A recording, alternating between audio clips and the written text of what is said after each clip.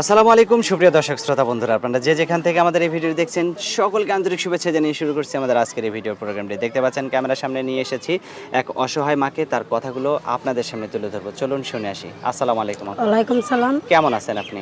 ইনশাআল্লাহ ভালো আছি। এই কোলে বাচ্চাটা এটা কার? এটা আমার বাচ্চা। আপনারই বাচ্চা? এই বাচ্চাকে নিয়ে ক্যামেরার সামনে আসছেন? আপনার নাম কি? আমার নাম হাদিসা। হাদিসা, নামটা তো অনেক সুন্দর মাশাআল্লাহ। বাচ্চার বাবা কি করে? বাচ্চার বাবা আগে ভ্যান চালাইতো, তো এখন চলে গেছে, আমাকে ফেলাই দিয়া আর একটা মেয়ের সাথে প্রেম কইরা নিয়ে চলে গেছে। এখন বাচ্চাটা নিয়ে আমি অনেক কষ্ট আছি। মানুষের বাড়ি কাজ করি, বাসা বাড়ি কাম করি ভাই, বাচ্চাটা নিয়ে অনেক কষ্টের মাঝে আছি। বাচ্চাকে নিয়ে আপনি কষ্টে থাকবেন কেন? বাচ্চার বাবার কাছে দিয়ে দিবেন। বাচ্চার বাবা বাচ্চাকে নেবে না, বাচ্চাকে আমার কাছে দিয়ে চলে গেছে।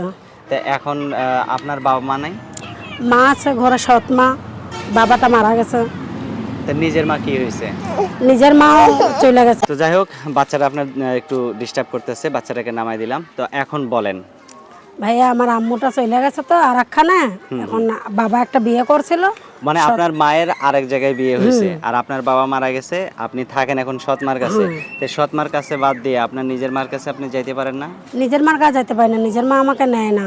নেয় না? না না। তো এখন যে যে ক্যামেরার সামনে আসছেন, কি জন্য আসছেন ক্যামেরার সামনে? আইসি ভাইয়া, যদি একটা সুন্দর একটা মনের মানুষ পাই যে আমার বাচ্চার দায়িত্ব নেবে।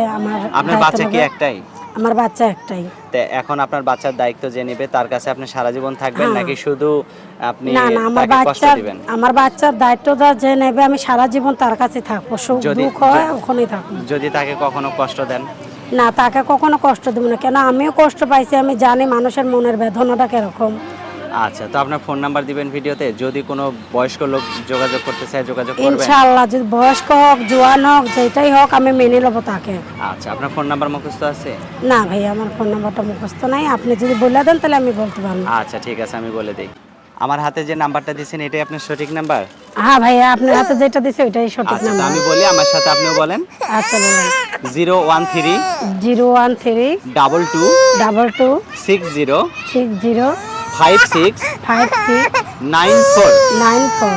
আচ্ছা, তো বাচ্চারা ডিস্টার্ব করতেছে, এটা নাম্বার সঠিক আছে হ্যাঁ তো? ভাইয়া, এটাই সঠিক আচ্ছা, নাম্বার। ভিডিও শেষ করে দিলাম, ভালো থাকবেন। আচ্ছা, হ্যাঁ আল্লাহ হাফেজ। প্রিয় দর্শক, আপনারা ভালো থাকবেন। আজ এ পর্যন্তই, আল্লাহ হাফেজ।